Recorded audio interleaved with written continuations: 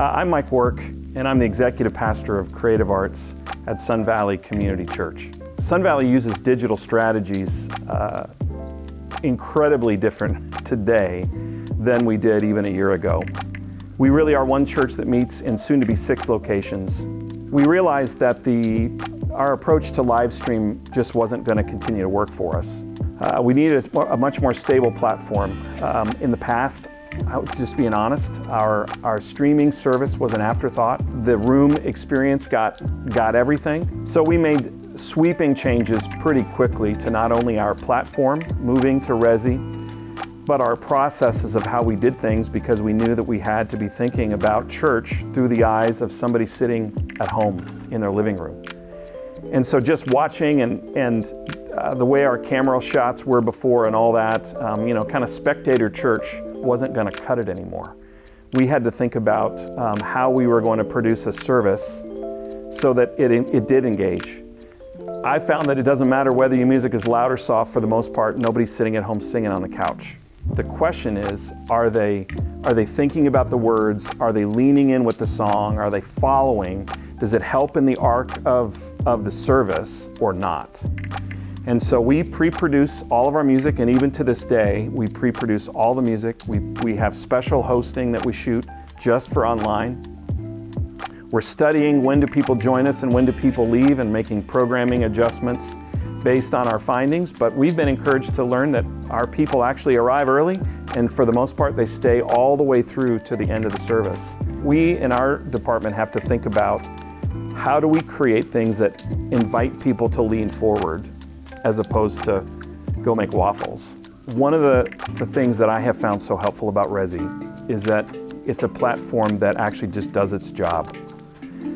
We have a lot of other things to worry about, creating transitions, making sure the message is actually the right message. And I'd rather, as a producer, be focused on those things than is the stream working?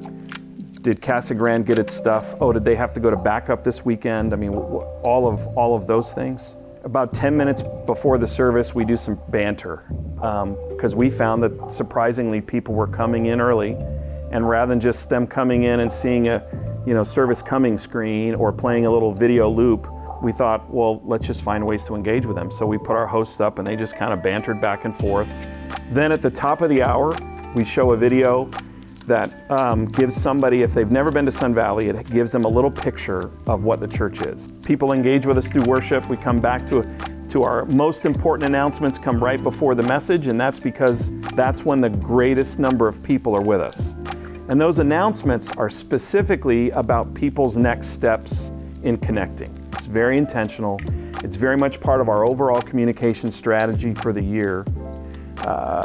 And it's very focused on, if this is you, here's how you can take your next step, and we invite you simply to do it. There's a clear action item, and there's a link, and so if you got your phone or whatever, and so sometimes it's texting and sometimes it's a mobile thing, and but all of it has to be tied to a clear actionable. Our bumper's intent, I think sometimes it was filler to clear the stage and all that in the past. Now the reason we have a bumper is to engage with people, to help them get curious about what's about to happen in that message. And so again, it's to capture their curiosity and get them wondering what's happening. And if they maybe did slip away and start making those waffles in the kitchen, they know when they hear that, and not that I'm not saying that worship or announcements aren't important, but when they hear the bumper, they know that they need to get ready to hear the message. And then there's a message, again, strong visuals, lots of integrations with our app as well on that. And then the music following the message, we actually still keep a song afterwards, but many times either Chad or Robert will remind people to stay around, and here's the why. This song is going to be a great song to reflect on what we've been talking about.